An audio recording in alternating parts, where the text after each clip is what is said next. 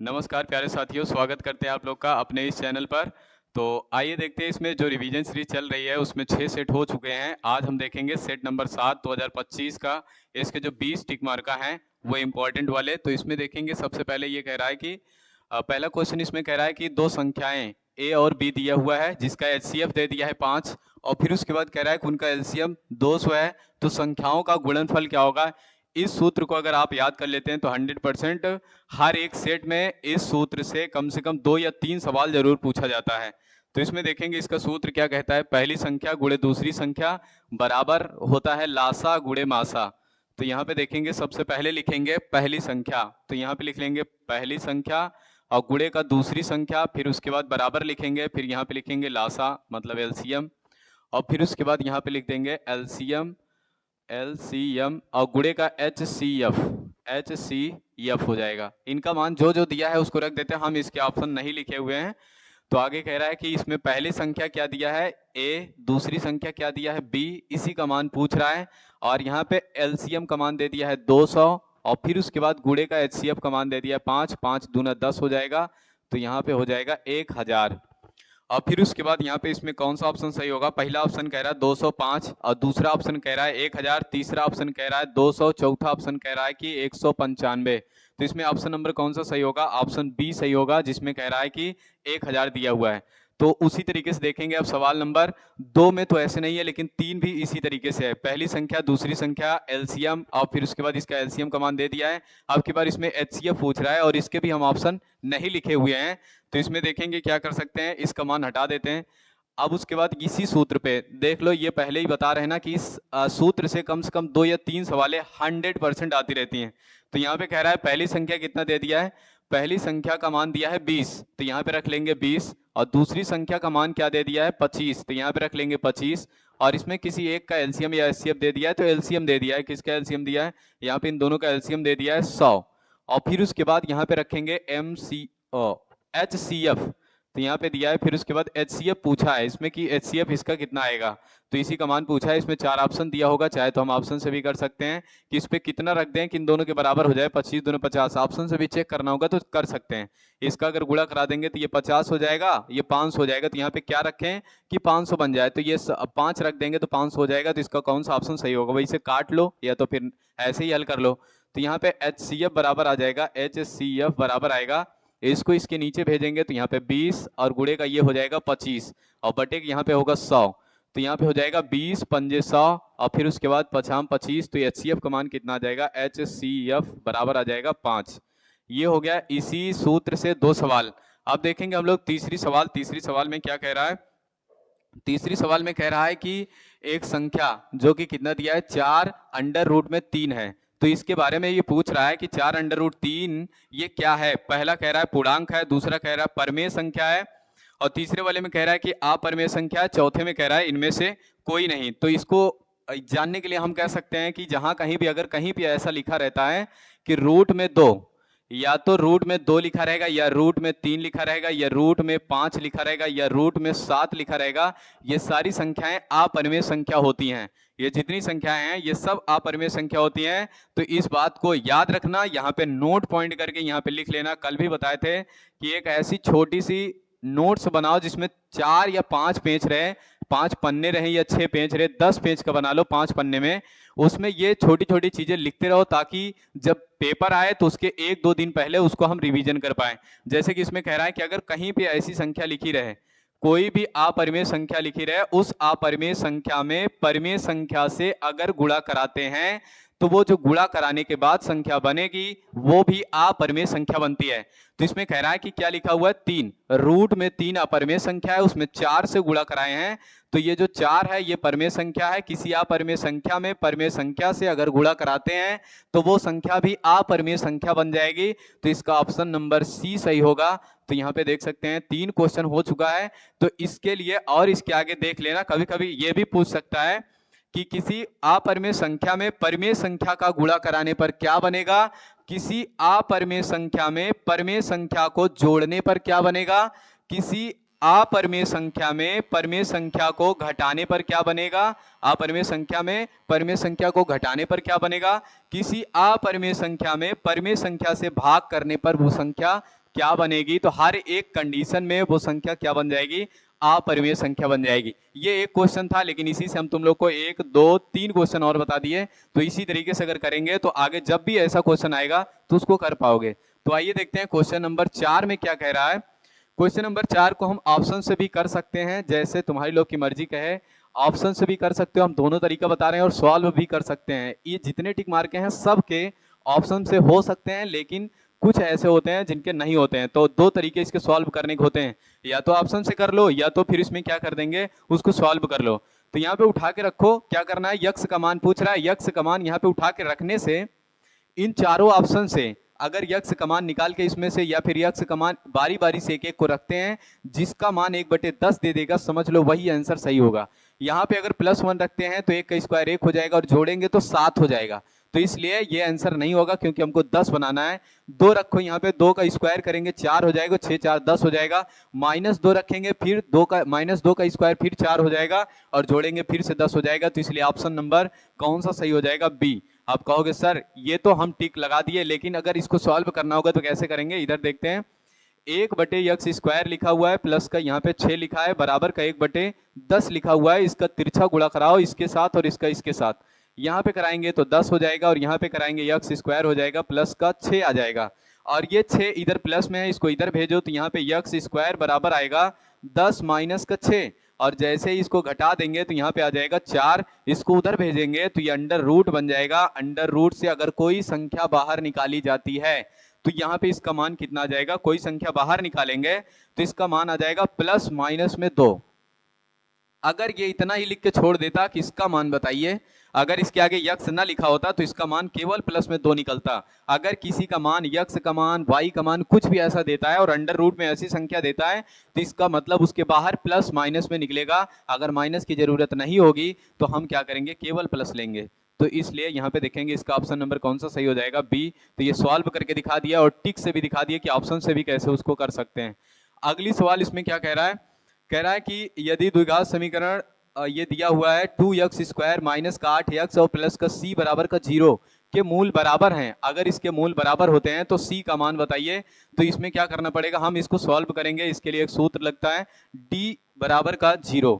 यहाँ पे सूत्र देख सकते हैं, d बराबर 0 होता है। और उसके बाद ये विविधकर का भी सूत्र होता है कि क्या कहते हैं, d बराबर क्या हो जाता है, b² माइनस का 4ac। d के स्थान पे हम लोग लिखेंगे ये d बराबर होता है 0, तो यहाँ पे लिख लेंगे b² माइनस का 4ac। ये कंडीशन कब लगाएंगे, जब ये कहेगा इसके मूल बराबर होंगे। ये इसमें कह रहा है कि मूल इसके बराबर हैं, तो इसलिए यहाँ पे अब इसका मान, यहाँ पे a b c का मान कहाँ से रखेंगे, तो ये करेंगे ax² और प्लस का यहाँ पे bx और प्लस c, और बराबर का 0 कर देंगे। इससे इसकी तुलना करेंगे तो यहाँ पे देखेंगे a के सामने क्या लिखा हुआ है 2, और b के सामने क्या लिखा हुआ है -8, और उसके बाद फिर c के सामने क्या लिखा हुआ है, c के सामने लिखा है c। इसमें c के सामने c ही लिख दिया है। तो फिर उसके बाद यहाँ पे ये इतना रखने के बाद अब इसका मान इसमें रख दो।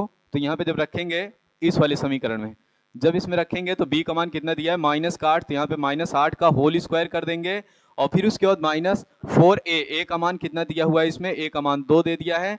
और फिर उसके बाद यहाँ पे पहले 4 रहेगा, यहाँ पे 2 दिया है। फिर उसके बाद c का मान कितना दे दिया है, c का मान c ही दिया है, बराबर 0 कर देते हैं। और यह 8 का स्क्वायर कितना हो जाएगा, 8 राई 64 होता है। फिर यहाँ पे 4 दूना 8 और c हो जाएगा, बराबर 0 कर देंगे। ये इधर माइनस में है, इसको उधर ले जाएंगे तो ये प्लस में हो जाएगा, तो इधर आएगा 64 और उधर गया तो 8c हो जाएगा। इसको नीचे भेज देंगे तो c बराबर आ जाएगा 64/8, और इसको जैसे ही काटेंगे तो ये आंसर कितना आ जाएगा, 8c का मान आ जाएगा 8। इस तरीके से सॉल्व करेंगे तब जाके हम इसमें टिक लगाएंगे, नहीं तो गलत होने के चांसेस 100% रहेंगे। तो यहाँ पे ये ऑप्शन नंबर कौन सा सही हो जाएगा, ये ऑप्शन नंबर डी सही हो जाएगा। इसमें 5 नंबर का ऑप्शन डी सही होगा। फिर उसके बाद आगे देखते हैं अगला क्वेश्चन क्या कह रहा है। अगला क्वेश्चन कह रहा है कि यदि द्विघात बहुपद, या कह सकते हैं कि यदि बहुपद x² माइनस 3x प्लस का 5a का एक शून्यक 2 है, एक शून्यक इसका 2 है, तो a का मान बताइए, a का मान क्या होगा। तो इस बहुपद के बराबर हम क्या कर लेंगे, इसके बराबर हम करेंगे 0 पहले। तो फिर उसके बाद जब एक शून्यक कह देता है इसका इतना है, तो इसका मतलब ये होता है कि x का एक मान 2 होगा। तो फिर उसके बाद अगर इसको रखते हैं तो अगला मान क्या आएगा, या फिर जो भी उसमें नहीं दिया हुआ होगा उसका मान क्या आएगा।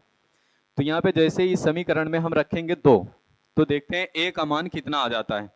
यहाँ पे रखेंगे, ये कह रहा है x² लिखा हुआ है, फिर उसके बाद माइनस का यहाँ पे लिखा है 3x और फिर उसके बाद प्लस 5a और बराबर का कर लेंगे 0 और यहाँ पे x बराबर क्या रखेंगे हम 2, क्योंकि इसका एक शून्यक 2 है तो यहाँ पे रखेंगे 2, तो ये हो जाएगा 2 का स्क्वायर माइनस यहाँ पे 3 गुणे 2 हो जाएगा प्लस का 5a हो जाएगा बराबर 0 कर लेंगे, ये हो जाएगा 4 और यहाँ पे हो जाएगा 6 और प्लस के यहाँ पे 5a बराबर का करेंगे 0, इसको घटाएंगे तो यहाँ पे आएगा -2 और प्लस का यहाँ पे आएगा 5a बराबर का हो जाएगा 0। अब इधर ये दिया हुआ है माइनस, इसको उधर भेजेंगे तो ये हो जाएगा प्लस में, इधर माइनस से उधर भेजेंगे तो ये प्लस हो जाएगा 5a बराबर का कितना आएगा 2 और इसको जैसे ही नीचे भेजेंगे तो यहाँ पे कितना आ जाएगा a बराबर आ जाएगा 2/5। जो ऑप्शन इसमें सही होगा उसी पे हम लोग टिक करेंगे और आगे बढ़ेंगे। तो यहाँ पे 2/5 ये ऑप्शन नंबर सी कह रहा है, इसका सही हो जाएगा। तो फिर उसके बाद देखेंगे हम लोग सवाल नंबर 7 और फिर से हम लोग इसको कर सकते हैं ऑप्शन से। कुछ सवालें ऐसी होती हैं जिसको हम ऑप्शन से कर सकते हैं, सब ऑप्शन से नहीं कर सकते। इसको ऑप्शन से करने का तरीका यह है कि जब कभी भी ये कह रहा है कि बहुपद है तो इसके शून्यक होंगे, अगर इसके शून्यक होंगे तो इसमें जो भी मान रखेंगे वो 0 कर देगा तुरंत। और यहाँ पे देखते हैं 4 और -1 चेक करते हैं, पहले यहाँ -1 रखते हैं तो -1 का स्क्वायर 1 हो जाएगा, यहाँ पे -1 रखेंगे तो यहाँ पे कितना आ जाएगा माइनस माइनस प्लस हो जाएगा तो ये 5 हो जाएगा, 5 1 6 और 6 6 12 हो जाएगा, 0 नहीं कर रहा है तो इसलिए ये ऑप्शन गलत हो जाएगा। अगला वाला रखते हैं तो यहाँ पे जब रखेंगे तो ये -2 का स्क्वायर हो जाएगा 4 और ये माइनस माइनस प्लस का 10 हो जाएगा और 6 4 10 और 10 10 20 हो जाएगा, तो ये भी ऑप्शन नहीं होगा, मतलब ये वाला बी वाला भी गलत होगा। अब फिर उसके बाद -4 नहीं चेक किया और 1 नहीं चेक किया, 1 चेक कर लो, अगर ये गलत होगा तो ये पूरा गलत हो जाएगा। तो इसका मान रखेंगे यहाँ पे 1 और 1 का स्क्वायर 1 होता है, यहाँ पे रखेंगे 1 तो ये हो जाएगा कितना -5 और ये हो जाएगा 6 और 6 7, 7 में से 5 अगर घटा देंगे तो यहाँ पे कितना बन जाएगा 2, तो ये भी ऑप्शन नहीं होगा। तो ऑप्शन 1 ही बचा है, कौन सा? ऑप्शन नंबर सी, नहीं ऑप्शन नंबर डी। इसमें क्या कह रहा है, अगर इसको रख के चेक कर लो 0 आराम से बता देगा। तो यहाँ पे क्या कह रहा है 2 रखो और जैसे ही 2 रखेंगे ये 2 का स्क्वायर कर दिया -5 और यहाँ पे 2 प्लस का 6 और इसको करेंगे तो ये 4 आएगा, ये -10 हो जाएगा, ये प्लस का 6 हो जाएगा और इसको जैसे ही जोड़ देते हैं तो ये 6 4 कितना बन जाएगा 10 -10 बराबर क्या आ जाएगा 0। तो ये वाला इसका आंसर हो जाएगा ऑप्शन नंबर डी। ये सही है तो इसका मतलब ये भी सही होगा। कह दो 3 भी रख के दिखाइए सर, ये गलत बात है, तो इसको 3 भी हम रख के चेक कर लेते हैं एक बार। तो 3 जब रखेंगे यहाँ पे तो कितना आएगा, 3 का स्क्वायर कर दो और माइनस का यहाँ पे 5 गुणे का फिर यहाँ पे 3 आ जाएगा और प्लस का ये 6 हो जाएगा। 3 का स्क्वायर 9 होता है और 5 यहीं 15 हो जाएगा, प्लस का 6 हो जाएगा, 9 6 हो जाएगा 15 माइनस का 15। जैसे ही इसको काटेंगे तो फिर से आंसर क्या आ जाएगा 0। जब ये 0 दे देगा तो समझ लेना वो उसके शून्यक होंगे। इसी को ये भी कहता है कि ये इसके क्या होंगे, कभी कभी ये भी दे देता है, इसमें ऐसे भाग करके पूछेगा, कहेगा इसका गुणनखंड है कि नहीं है, तो उसी तरीके से ये भी सवाल दिया हुआ है। अब इसको अगर करना होगा तो इसका गुणनखंड कर डालो, अगर सॉल्व करके करना हो तो, ऑप्शन से नहीं करना है तो। हमको 2-3 तरीके से समझाना है, इसलिए इस क्वेश्चन में ज्यादा टाइम लग रहा है और हमको ये करना होता, ना समझाना होता तो इसको फिर 1 सेकंड का काम था कि इसको रख के तुरंत चेक करते, चेक करने के बाद आगे बढ़ते, जो नहीं होता उसको हटाते, जो होता वो लगा देते।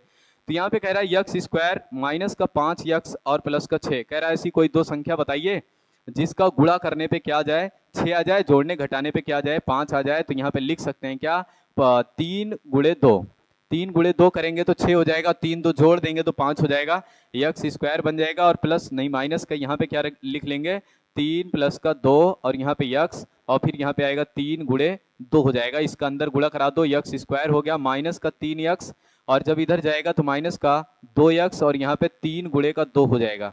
और फिर उसके बाद यहाँ पे क्या करेंगे, इन दोनों में कॉमन ले लेंगे, क्या यक्स बचेगा, क्या यक्स माइनस का 3 और यहाँ से कॉमन क्या होगा माइनस का 2 तो बचेगा क्या यक्स माइनस का 3।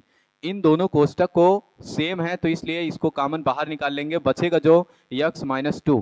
इन दोनों के बराबर क्या करना है 0 करना है, इसके बराबर 0 करेंगे अगर तो यक्स माइनस 3 बराबर 0 करेंगे तो इसको उधर भेजेंगे तो यहाँ पे कितना आ जाएगा यक्स बराबर आएगा 3, तो यक्स का 1 मान आ गया 3 और किसी भी ऑप्शन में शायद 3 दिया नहीं है, एक ऑप्शन में है। इतने करने के बाद आगे बढ़ो। तो ये चौथा 7वां क्वेश्चन था जिसका चौथा ऑप्शन सही होगा। 8वें में देखते हैं, कह रहा है कि एक बिंदु है, ये बिंदु है, कह रहा है कि -5, 6 है, किस चतुर्थांश में स्थित होगा। इसके ऑप्शन हम लिखे नहीं है, इसमें लिखा हुआ है प्रथम द्वितीय तृतीय चतुर्थ, 4 चतुर्थांश होते हैं तो वो चारों को दे दिया है कि पूछ रहा है ये किस में स्थित होगा। तो हम इसी अकेले को नहीं करेंगे, इसके साथ साथ और भी जो क्वेश्चन बनेंगे हम उसको भी कर लेंगे, ताकि ये पहले वाले का पूछ रहा होगा या दूसरे का पूछ रहा होगा, ये जो भी आएगा उसके आगे वाला भी क्वेश्चन हम कर पाए। तो आगे देखते हैं। सबसे पहले हम क्या करेंगे, इसमें बनाएंगे ग्राफ, और ग्राफ बनाएंगे और उस पर फिर लिखेंगे किधर माइनस होता है किधर प्लस होता है। तो सबसे पहले इसमें क्या कर लेंगे, ग्राफ बना देते हैं। ग्राफ कुछ ऐसा होगा, और फिर उसके बाद यहाँ पे क्या करेंगे, इसको यक्स मान लेते हैं और इसको यक्स डैश अक्ष मान लेते हैं, और इसको वाई अक्ष मानते हैं और इसको वाई डैश अक्ष मानते हैं। हम इसी में आप लोग को बताएंगे कि ये पूरा निर्देशांक का कैसे ये चलता रहता है। तो यहाँ पे क्या करेंगे, ये 0 हो जाएगा और यहाँ पे 1 हो जाता है और यहाँ पे 2 हो जाता है और यहाँ पे 3 होगा और यहाँ पे 4 हो जाता है। लेकिन यहाँ पे 6 तक दिया है तो हमको 6 तक ले जाना पड़ेगा। तो हम इसके आगे वाले में देख लेंगे। तो यहाँ पे ये क्या कह रहा है, इधर -1 हो जाएगा, इधर -2 हो जाएगा, इधर माइनस का 3 हो जाएगा, इधर माइनस का 4 हो जाएगा, इधर प्लस का 1 होगा, ये भी प्लस का 2 होगा और फिर 3 होगा, फिर 4 होगा, ये ऐसे जाएगा। और फिर उसके बाद यहाँ पे देखेंगे नीचे बनाएंगे तो ये माइनस का 2 होगा, ये माइनस का 1 होगा पहले, फिर उसके बाद यहाँ पे 2 आ जाएगा, फिर यहाँ पे माइनस का 3 आ जाएगा। तो ये इतना लिखने के बाद हम देखेंगे, इसको हम प्रथम चतुर्थांश कहते हैं और इसको द्वितीय चतुर्थांश कहते हैं और इसको तृतीय कहते हैं और उसके बाद इसको चौथा चतुर्थांश कहते हैं या चतुर्थ चतुर्थांश कहते हैं। तो फिर उसके बाद यहाँ पे कह रहा है कि ये वाला बताइए ये किस में स्थित होगा।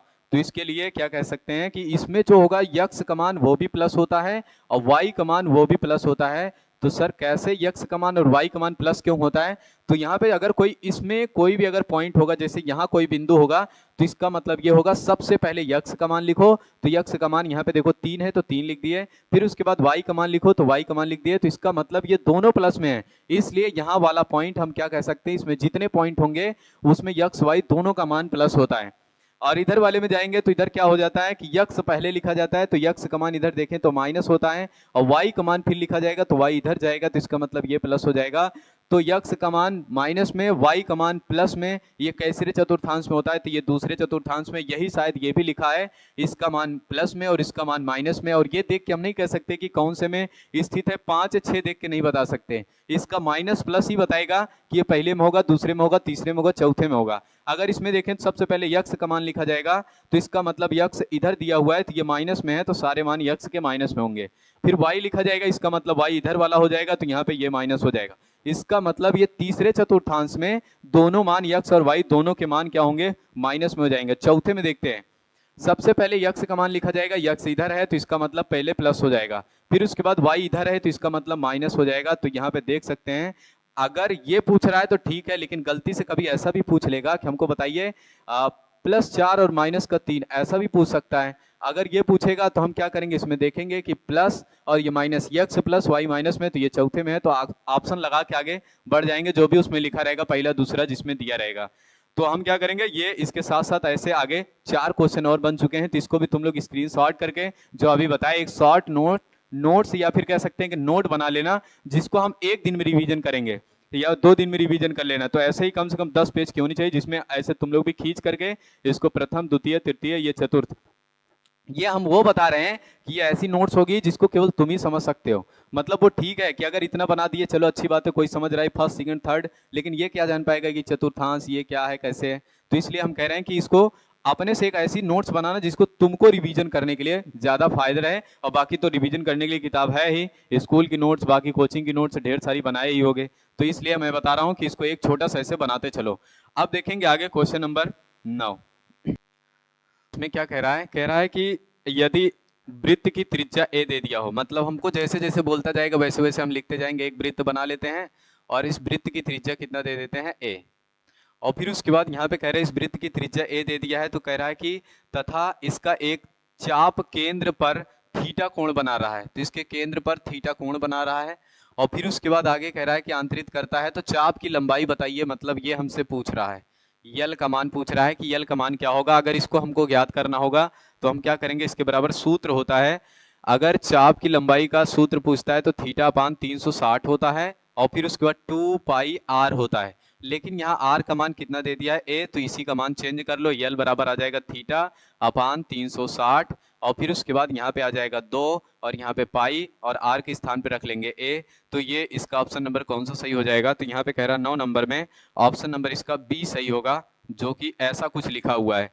कह रहा है कि 2πa और बगल में ये इधर लिख दिया है θ/360, ये आगे पीछे लिख सकते हैं क्योंकि ये गुणे में लिखा हुआ है। ये तो अभी इसका सूत्र था कि अगर क्या कहते हैं चाप की लंबाई पूछेगा, इसी के साथ साथ अगर इसको कर रहे हो तो ये भी कर लो कि इसके त्रिज्यखंड का क्षेत्रफल क्या होगा, तो उसके लिए हमको लिखना होगा, तो हम क्या लिखेंगे, थीटा अपान 360 और फिर उसके बाद यहाँ पे हो जाएगा पाई आर स्क्वायर। आर के स्थान पे हम क्या रख देंगे, थीटा अपान 360 और इसके स्थान पे हम लोग रखेंगे क्या, पाई, और यहाँ पे ए रख लेंगे तो ए स्क्वायर बन जाएगा।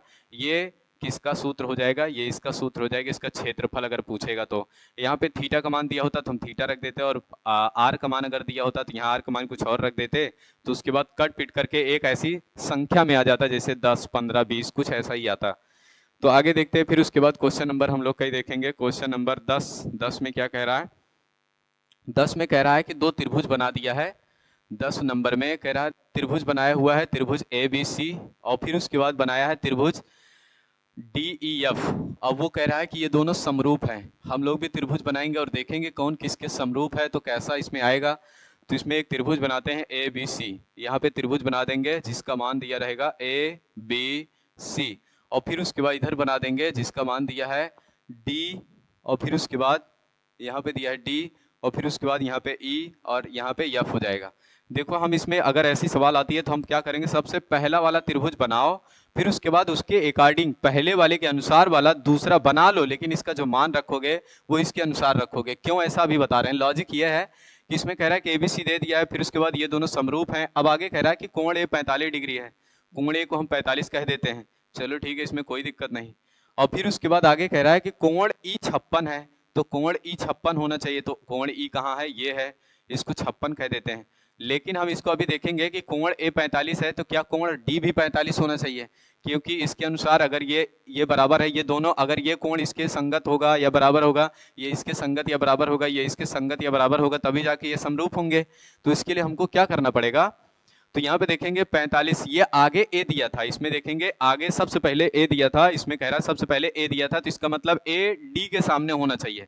तो यहाँ पे देखो D के सामने है, तो इसका मान कितना आ जाएगा, 45। और इधर फिर उसके बाद देखो यहाँ पे E किसके सामने दिया है, E B के सामने दिया है, तो इसलिए जितना कोण E हो जाएगा उतने B हो जाएगा, तो यहाँ पे आ जाएगा 56। और फिर उसके बाद आगे कह रहा है कि अब जितना ये होगा उतना ये हो जाएगा, इन दोनों को अगर जोड़ेंगे तो ये आएगा शायद 101, और तीनों कोणों का योगफल कितना होता है, 180, तो इसमें कितना जोड़ दें, तो यहाँ पे हो जाएगा, अगर 79 जोड़ देंगे तो यह आ जाएगा 180, तो यहाँ पे हो जाएगा 79 इसका मान, तो ये इसके बराबर हो जाएगा, तो इसलिए यहाँ पे आ जाएगा 79। कौन सा कोण पूछा था, तो हमसे पूछा था कोण C का मान बताइए, तो यहाँ पे हो जाएगा कोण C का मान 79। तो इसमें ऑप्शन से देखेंगे तो ऑप्शन नंबर इसका D सही होगा, ऑप्शन नंबर D सही हो जाएगा किसका, 10 नंबर क्वेश्चन का। अब हम लोग करेंगे क्वेश्चन नंबर 11 में क्या कह रहा है, 11 में कह रहा है कि मान दिया हुआ है cos A दिया है या cot A दिया है, cos A बराबर दिया है 5/13। तो यहाँ पे फिर से हमको एक ट्रिपलेट याद आता है, हम कई बार बता चुके हैं, हमको ये इससे करने में बहुत आसानी होती है, और तुम लोग सीख जाओगे, तुमको भी बहुत अच्छा ही लगेगा ट्रिपलेट, क्योंकि इसको सॉल्व नहीं करना पड़ता, त्रिभुज नहीं बनाना पड़ता है, अगर ट्रिपलेट याद रहे तो। इसमें ट्रिपलेट लगेगा 5, 12, 13, 5, 12, 13, ये हमको पता है, ये लंब होता है, और यहाँ पे ये हो जाएगा आधार, और यहाँ पे ये हो जाता है कर्ण।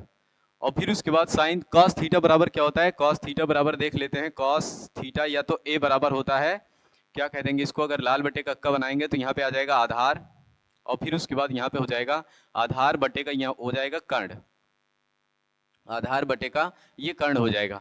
अगर इसमें देखेंगे तो इसका मान दिया है कितना, आधार का मान 5 दे दिया है, ये आगे पीछे बदल सकता है, ये बदल सकता है, लेकिन ये नहीं बदलेगा। तो यहाँ पे आधार का मान 5 दे दिया है और कर्ण का मान 13 दे दिया है,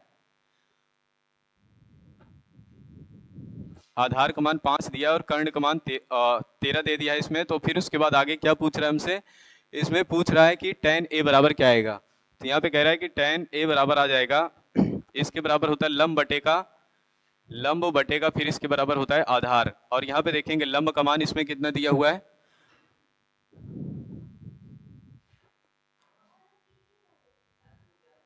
एक तमाचा मारे ना झौड़िया को उल्टिन जाए, कुछ नहीं तो है। काहे उसको खोलते हो भाई, अब दोबारा उसको खोलना मत, पहले पूछ लेना तब खोलना, और पहले किसी को मत खोलना, और पूछने के बाद ना खोलना जब तक ये खत्म ना हो जाए। इसमें देखेंगे tan A बराबर क्या हो जाता है, लंब बटे का आधार। तो यहाँ पे लंब का मान क्या दिया हुआ है, लंब का मान ये इधर चेंज हो गया है, आधार का मान यहाँ पे दिया है कितना 5, आधार का मान रख लेंगे 5 नीचे, और लंब का मान कितना हो जाएगा, फिर ये कर्ण है तो लंब का मान 12 हो जाएगा। तो कौन सा ऑप्शन इसमें सही हो जाएगा, इसमें का ऑप्शन नंबर सही होगा 10A में सवाल नंबर है 11। इसमें का ऑप्शन नंबर सही हो जाएगा पहला। पहले में क्या कह रहा है, पहले में दिया हुआ है यही, और फिर उसके बाद ये 12/5 पहले ही ऑप्शन में दिया है। और उसके बाद अगर इससे नहीं समझ में आता है कि ये क्या करना है, इसमें ट्रिपलेट, व्हाट इज ट्रिपलेट हमको नहीं आता है, तो हम क्या कर लेंगे, डायरेक्ट एक त्रिभुज बनाएंगे। इस त्रिभुज में यहाँ पे कह रहा है कि इसको ए बना देते हैं और इसको बी बना देंगे और इसको सी कह देंगे। जो यहाँ पे लिखा रहेगा कॉस के बगली, उसी को हम क्या करेंगे, उसी को हम थीटा मान लेंगे। तो यहाँ पे हम थीटा मानेंगे इसको, और थीटा के सामने यहाँ पे क्या हो जाएगा, लंब। और फिर उसके बाद इसके बाद इधर जो बचेगा वो हो जाएगा आधार, और फिर उसके बाद यहाँ जो बचेगा वो हो जाएगा कर्ण। और फिर उसके बाद इतना लिखने के बाद लंब कमान हम लोग क्या कर देंगे, लंब कमान इसमें दिया है नहीं दिया है वही हमसे पूछ रहा है। तो यहाँ पे फिर उसके बाद कर्ण कमान दे दिया है, ये 13 दे दिया है। फिर उसके बाद आगे और क्या दे दिया है, इसमें आधार कमान दे दिया है, कर्ण कमान दिया था 13, आधार कमान 5 दे दिया है, यहाँ पे 5 रख लेंगे। अब ये हमको चाहिए, तो यहाँ पे क्या लिखेंगे, कर्ण का स्क्वायर बराबर होता है लंब का स्क्वायर, और फिर उसके बाद प्लस आधार का स्क्वायर। इतना लिखने के बाद, और फिर उसके बाद यहाँ पे कर्ण का मान दिया है 13, 13 का स्क्वायर कर देंगे, और लंब का मान नहीं दिया है, इसको यक्स मान लो। और फिर उसके बाद यहाँ पे आधार का मान दे दिया है 5 का स्क्वायर, तो ये 13 का आ जाएगा 169, और ये इधर आएगा तो माइनस का 25, और बराबर यहाँ पे आएगा यक्स स्क्वायर। और फिर उसके बाद यहाँ पे क्या कर लेंगे, इसको भेज देंगे इधर, ये जो इसका स्क्वायर है इसको हम इधर भेजेंगे, तो यहाँ पे आ जाएगा यक्स बराबर अंडर रूट के अंदर 144। तो यहाँ पे यक्स बराबर आ जाएगा 12। तो ये यक्स का मान आ गया 12, 12 मतलब आधार का मान आ गया। तो यहाँ पे तब भी रख के सॉल्व कर सकते हैं, जैसे मर्जी कहे वैसे करो। अगर ये लघु उत्तरी में आता है या दीर्घ उत्तरी में आता है तो हम इसे लिख के सॉल्व करेंगे। अगर टिक मार्का आता है तो हम ट्रिपलेट का यूज करें, ज्यादा सही रहेगा। तो आइए देखते हैं क्वेश्चन नंबर अब कितना होगा, क्वेश्चन नंबर 12। इसमें 12 में क्या कह रहा है, क्वेश्चन नंबर 12 में दिया है कि कॉस थीटा बराबर 1 दे दिया है। तो कह रहा है टेन थीटा का मान बताइए। कॉस थीटा बराबर 1 दे दिया है, इसका मतलब हमारे ख्याल से यहाँ पे क्या आ जाएगा, ऑप्शन नंबर, इसका क्वेश्चन नंबर ये है, कह रहा है कि कॉस यहाँ पे थीटा बराबर दे दिया है 1, तो ये कितने का मान होता है, तो यहाँ पे हो जाएगा कॉस थीटा का मान हो जाएगा, यहाँ पे रख लेंगे, एक होता है 0 का मान, कॉस 0 का मान, तो यहाँ पे लिख लेंगे कॉस 0, और ये इससे कटेगा तो थीटा का मान क्या आ जाएगा 0। तो हमसे क्या पूछ रहा है, और फिर उसके बाद हमसे पूछ रहा है टेन थीटा बताइए क्या होता है। तो यहाँ पे क्या कर लेंगे, हम इससे भी ज्ञात कर सकते हैं या तो फिर उससे ज्ञात कर लें, किससे, कि यहाँ पे एक सूत्र और आता है साइन स्क्वायर या साइन थीटा बराबर आता है अंडर रूट में 1 माइनस का कॉस स्क्वायर थीटा, और इसका मान जैसे ही रखेंगे तो यहाँ पे आ जाएगा साइन थीटा, और साइन थीटा बराबर यहाँ पे आएगा इसका मान 1 माइनस का, ये 1 हो जाएगा, काटेंगे तो 0 हो जाएगा, बाहर निकलेगा 0, साइन का मान 0 आ गया। और हमको पता है कि टेन थीटा बराबर क्या होता है, ऊपर साइन, साइन का मान 0, नीचे कास, कास का मान कितना आ जाता है, कास का मान यहाँ पे दिया है कास थीटा का मान 1, इससे भाग करेंगे तो ये कितना आ जाएगा 0। तो इसमें कौन सा ऑप्शन सही होगा, ऑप्शन नंबर बी। या तो ऐसे कर लो, या तो इसको नहीं करना है तो कोई बात नहीं, यस सर ये सब ना करो, यहाँ पे क्या कर लो, डायरेक्ट इसका मान रख दो, तो यहाँ पे आ जाता है डायरेक्ट टेन, यहाँ थीटा का मान यहाँ पे 0 रख लेंगे तो इसका मान 0 ही हो जाता है, तो इसलिए ऐसे भी कर सकते हैं। और फिर उसके बाद यहाँ पे ये करने के लिए तो फिर डायरेक्ट मान निकालो और इसमें रख दो, आंसर आ जाएगा। और नहीं तो फिर क्या कहते हैं, अगर सॉल्व करना है, सवाल को लंबी करना है, 2 नंबर में पूछ रहा है, तो जैसे बता रहे हैं वैसे ही करो, ज्यादा ठीक रहेगा। कॉस थीटा का मान दिया है, यहाँ से साइन थीटा निकाल लो, और इसके बराबर होता है साइन थीटा बटे कॉस थीटा, उस पर रख दो, फिर आंसर आ जाएगा। इससे सवाल थोड़ा बड़ी हो जाएगा और 2 नंबर उनको देने में तकलीफ नहीं होगी। नहीं तो अगर हम ऐसे डायरेक्ट कर दिए इतने में 2 नंबर देने में उसको डरेगा, वो फिर बहुत हिचकिचाएगा और कहेगा ना तुम बहुत कम लिखे हो। तो इसलिए आगे देखते हैं क्वेश्चन नंबर के, क्वेश्चन नंबर इसमें कह रहा है कि 13 नंबर में क्या दिया है, 2 tan 30 अंश, इसमें दे दिया है कि 2 tan 30 अंश, और फिर उसके बाद अपान में दे दिया है 1 + tan square, 1 + tan square 30 degree फिर से दे दिया है। तो उसके बाद आगे इसका मान पूछ रहा है कि क्या आएगा। इसको सॉल्व करने के 2 तरीके हैं, इसको सॉल्व करने के 2 तरीके हैं। पहला तरीका ये कि इसमें कह रहा है कि अगर कहीं भी ऐसा लिखा रहे, यहाँ पे क्या लिखा रहेगा 2 tan a, अगर ऐसा लिखा रहे और नीचे लिखा रहे 1 + tan स्क्वायर a, अगर ये लिख के आता है तो इसके बराबर हम क्या लिख सकते हैं, इसके बराबर लिख सकते हैं tan 2a। लेकिन इसके साथ साथ एक सूत्र और बनता है कि अगर यहाँ पे ऐसा कुछ लिखा रहे और उसके बाद नीचे कुछ ऐसा लिखा रहे, तो हम क्या कर देंगे, यहाँ पे हम लिख लेंगे sin 2a। बस इतने का अंतर होता है कि नीचे माइनस होगा, ऊपर प्लस होता है। तो अगर यहाँ पे जैसे यही पूरा सेम टू सेम लिखा हुआ है, लेकिन बस एक स्थान पे कितना लिख दिया 30 डिग्री, यहाँ पे देखो एक स्थान पे लिख दिया 30 डिग्री, और जैसे 30 डिग्री इस पे रखेंगे तो यहाँ पे रखना है, यहाँ नहीं यहाँ रखना है, तो यह आ जाएगा tan 60, और tan 60 का मान पूरे कक्षा 10 में जितने पढ़ने वाले हैं सबको पता होगा कि 3 होता है, तो ये हो जाएगा tan 60 अंश का मान। और इसमें ऑप्शन कौन सा कह रहा है सही है? ऑप्शन नंबर इसका सी सही है।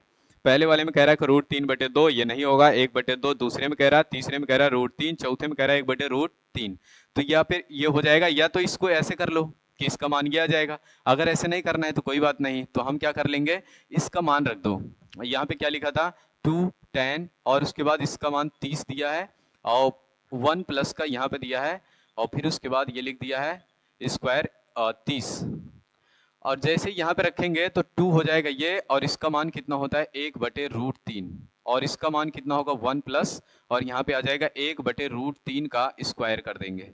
और जैसे इसको सॉल्व करेंगे तो यहाँ पे आ जाएगा 2/√3, ऊपर वाला गुणा कराएंगे तो, और नीचे क्या बन जाएगा, इसका मान 1 प्लस, और ये 1 आ जाएगा, और ये 3 आ जाएगा। इसका इधर गुणा करा दो, और जैसे ही गुणा कराएंगे तो ये कितना बन जाएगा, यहाँ पे बनेगा 2/3, और फिर उसके बाद बटे में जब इसका इधर गुणा करा के एक जोड़ेंगे तो ये 4/3 बन जाएगा। इसको यहाँ भेजो, इसको यहाँ भेजेंगे, तो यहाँ पे आ जाएगा 2×3 बटे का, यहाँ पे आ जाएगा √3, और फिर उसके बाद गुणे का 4, इसको काटेंगे तो ये बन जाएगा इतना। और फिर उसके बाद यहाँ पे जब इतना मिलेगा तो अब इसके आगे क्या कर सकते हैं 3, और फिर उसके बाद यहाँ पे क्या लिखेंगे, इसको लिख सकते हैं, किसको लिखेंगे, इसको लिख सकते हैं √3 गुणे √3, और फिर उसके बाद यहाँ पे आ जाएगा √3 गुणे का, यहाँ पे हो जाएगा 2, इसको काट देंगे तो इसका आंसर ये आएगा √3/2। तो ये इससे ज़्यादा और कुछ इसमें सवाल देखते हैं कि यहाँ पे ये क्या कह रहा है। पहला तरीका ये, जहाँ पे कह रहा है कि a लिखा है वहीं पे 30 लिखा है, तो a के स्थान पे हम 30 रख देंगे, तो यहाँ पे क्या आ जाएगा sin2, और फिर उसके बाद यहाँ पे 30 रखेंगे तो ये आ जाएगा sin60, और sin60 का मान क्या होता है, sin60 का मान होता है √3/2। तो इसका कौन सा ऑप्शन सही हो जाएगा, इसका ऑप्शन नंबर सही होगा ए। आइए देखते हैं क्वेश्चन नंबर 14 में क्या कह रहा है कि यदि tan अल्फा बराबर का sin अल्फा दिया हो तो अल्फा का मान पूछ रहा है। तो इसमें हमको क्या करना पड़ेगा, tan अल्फा बराबर सूत्र होता है sin अल्फा, और बटे का यहाँ पे cos अल्फा, और फिर उसके बाद बराबर के यहाँ पे लिखा है sin अल्फा। अगर ये sin से sin काट देते हैं तो यहाँ बचेगा 1 का cos अल्फा, और फिर उसके बाद यहाँ बचेगा 1, और इसको cos अल्फा को उधर भेज देंगे तो 1 बराबर का हो जाएगा cos अल्फा। और यहाँ पे देखेंगे तो cos में ये कितने का मान होता है, cos 0 का मान होता है, तो यहाँ पे लिख सकते हैं cos अल्फा बराबर का cos 0, और फिर उसके बाद यहाँ पे ये इससे कटेगा तो अल्फा बराबर क्या आ जाएगा, 0 आ जाएगा। तो यहाँ पे इसका मान हो जाएगा 14 नंबर का आंसर हो जाएगा 0। तो कौन से ऑप्शन में दिया हुआ है, ऑप्शन नंबर डी इसका सही है, जिसमें दे दिया है 0। तो ये वाला हो गया। अब आगे देखते हैं क्वेश्चन नंबर 15 में क्या कह रहा है, यदि एक वृत्त जिसकी त्रिज्या 6 सेंटीमीटर है, और फिर उसके बाद कह रहा है कि का एक त्रिज्य खंड केंद्र पर 60 अंश का कोण बनाता है, तो कह रहा है कि उस त्रिज्य खंड का क्षेत्रफल बताइए। तो अभी अभी सूत्र बता चुके हैं कि त्रिज्य खंड का क्षेत्रफल ज्ञात करने का सूत्र क्या होता है, ऐसे बनाएंगे त्रिभुज और वृत्त, और फिर उसके बाद यहाँ पे क्या लिख लेंगे, इसकी त्रिज्या दे दिया 6 सेंटीमीटर, ये भी 6 सेंटीमीटर, और इसका कोण कितना दे दिया 60 डिग्री का, केंद्र पे 60 डिग्री कोण बना रहा है। तो सूत्र होता है क्षेत्रफल का θ/360, और यहाँ पे लिख लेंगे क्षेत्रफल त्रिभुज का त्रिज्य खंड का क्षेत्रफल, और फिर उसके बाद यहाँ पे हो जाएगा पाई r स्क्वायर। अब पाई का मान, इसमें पाई में आंसर ही दे रहा है, तो इसमें क्वेश्चन नंबर 15 में पाई में आंसर दे रहा है, तो पाई का मान हम लोग नहीं रखेंगे, थीटा का मान रख देंगे, तो यहाँ पे आएगा 60, और ये हो जाएगा 360, और यहाँ पे पाई लिखा रहेगा, r का मान रखेंगे 6, और गुणे का ये हो जाएगा 6, 0 से 0 कट जाएगा, 6×6 36 हो जाएगा, तो यहाँ पे बचेगा 6 पाई। तो ये इसका आंसर हो जाएगा 6 पाई सेंटीमीटर स्क्वायर। तो इसका कौन सा ऑप्शन सही होगा, ऑप्शन नंबर इसमें बी सही होगा। तो आगे देखते हैं, हम सबसे पहले देख लेंगे क्वेश्चन नंबर 20, उसके बाद 16-17 देखेंगे। तो क्वेश्चन नंबर 20 में क्या कह रहा है, कह रहा है कि एक अधिवर्ष, जो कि एक अधिवर्ष में होना चाहिए, एक अधिवर्ष में 53 रविवार होने की प्रायिकता बताइए। अधिवर्ष का मतलब होता है कि ऐसा साल जिसमें साल में 365 दिन जो होते हैं, नहीं 366 दिन होते हैं, ऐसे में पूछ रहा है कि 53 रविवार होने की प्रायिकता बताइए। तो सबसे पहले हम क्या करेंगे, कुल एक साल में कितने दिन होते हैं ये लिख लेते हैं। एक साल में दिन होते हैं 366, नॉर्मल ईयर में होंगे 365, लेकिन अधिवर्ष में कहेगा तो उसमें 366 दिन होंगे। इसी को हम 7 से भाग करेंगे, क्योंकि 7 × 5 = 35 हो जाएगा, बचेगा 1, 7 × 2 = 14 हो जाएगा, तो यहाँ पे बचेगा क्या 2। ये जो 2 बच रहा है ये शेषफल हो जाएगा 7 दिनों में से 2 दिन, तो यहाँ पे हो जाएगा 2, और टोटल हफ्ते में कितने दिन होते हैं 7, तो यही रख देंगे, तो यही इसका आंसर हो जाएगा। जो प्रायिकता पूछता है तो कुल नीचे हो जाएगा, और जो पूछता है उसको ऊपर रखेंगे। तो यहाँ पे ये इसका कौन सा ऑप्शन सही होगा, 20 नंबर में इसका ऑप्शन सही हो जाएगा 20 नहीं, ये क्वेश्चन नंबर 19 था। इसमें ऑप्शन सही हो जाएगा सी, ऑप्शन सही होगा इसका, ऑप्शन नंबर सी। आइए देखते हैं आगे क्वेश्चन नंबर 16।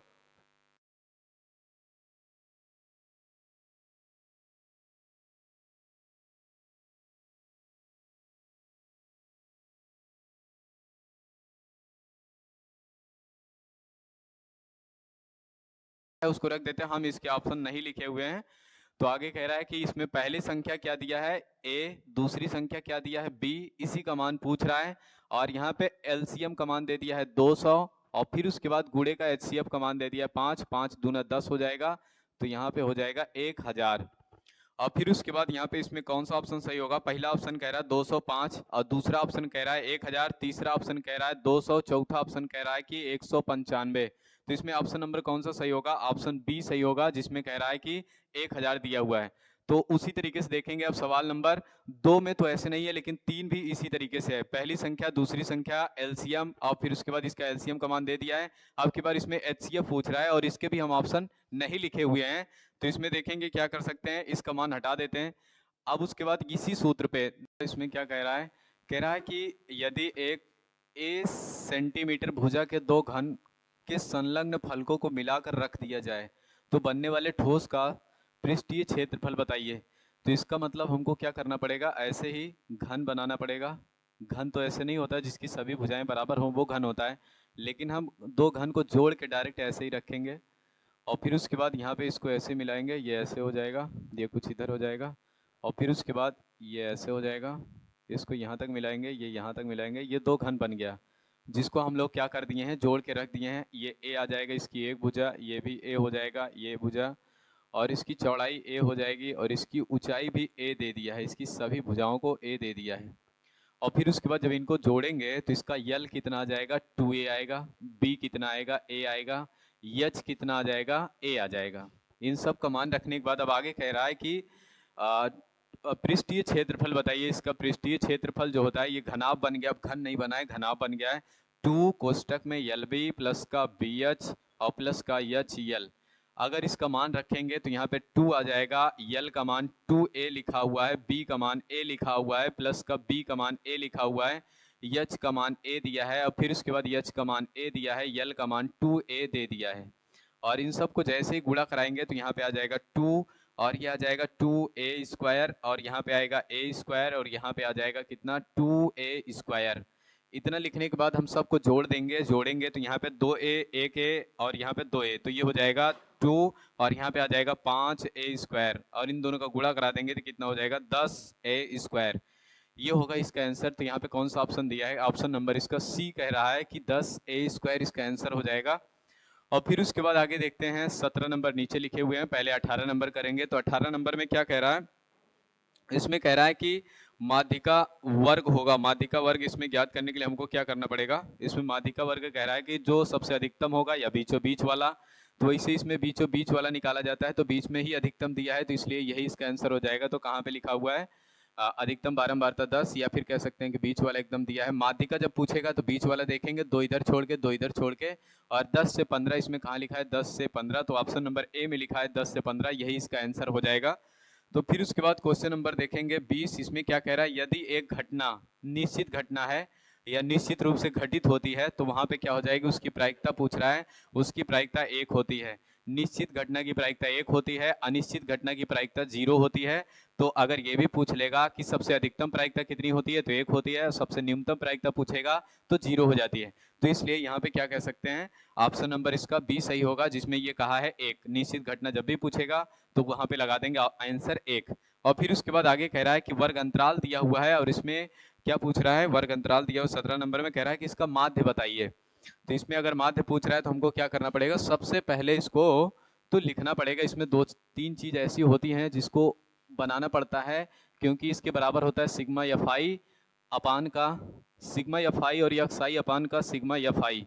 और सिग्मा एफ आई क्या होता है? तो वो बारंबारता होती है, पूरे को जोड़ेंगे, इन दोनों को पूरे को जोड़ देंगे तो ये क्या बन जाएगा? Sigma F I.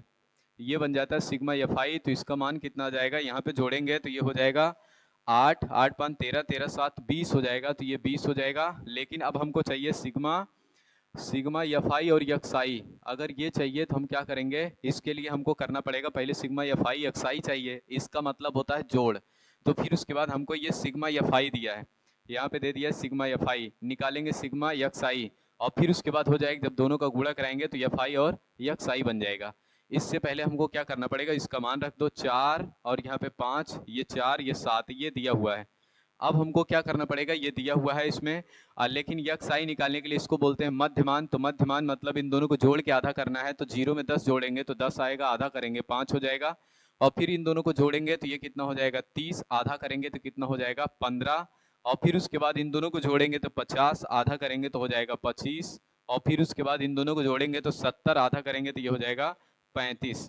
और इन दोनों को गुणा करा के पूरा जोड़ना है, 5 चौक 20 हो जाएगा, ये 20 लिख लिए और 15 पचे 75 हो जाएगा, ये लिख लिए और फिर उसके बाद यहाँ पे 25 चौका 100 हो जाएगा तो ये लिख दिए और फिर उसके बाद यहाँ पे 7 पचे 35 और 7 त्रिक 21, 21 3 24, ये इसका आंसर आ जाएगा। फिर उसके बाद इसको जोड़ के लिखते हैं तो यहाँ पे जो बनेगा वो सिग्मा एफ आई और एक्स आई बन जाएगा और इसको जैसे ही जोड़ेंगे तो यहाँ पे आ जाएगा 5 5 10, तो यहाँ पे हो जाएगा 0 और फिर उसके बाद यहाँ पे 9 और 9 4 13, 13 1 14, 4 हो जाएगा और बचा फिर यहाँ पे 1, तो ये हो जाएगा कितना 3 3 1 4, तो ये हो जाएगा कितना, यहाँ पे आ जाएगा 440। तो ये किसका मान आ गया, सिग्मा एफ आई और एक्स आई का मान। हमको ये पूछा है माध्य बताइए, तो ये माध्य बराबर होता है सिग्मा एफ आई और एक्स आई अपान में कितना आ जाएगा सिग्मा एफ आई। इनका मान रखेंगे तो इसका मान दिया था 440 और बटे का हो जाएगा 20, 0 से 0 कट गया, अगर इसको काटेंगे 2 दूना 4